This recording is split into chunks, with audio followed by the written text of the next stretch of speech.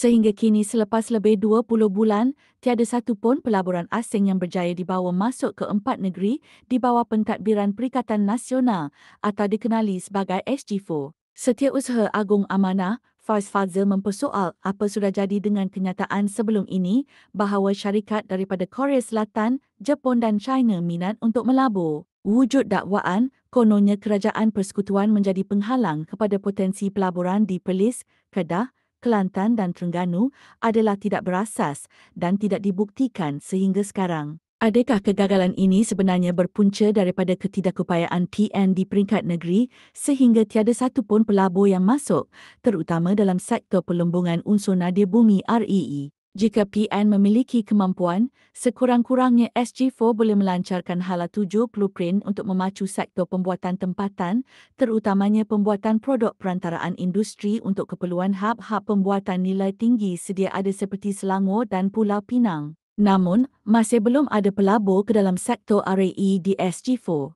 Adakah ia berpunca daripada ketidakupayaan PN di peringkat negeri? Kegagalan ini menunjukkan PN terutama PAS bukan sahaja tidak mampu menjadi kerajaan menanti, malah untuk dilihat sebagai pembangkang berkaliber pun tidak mampu.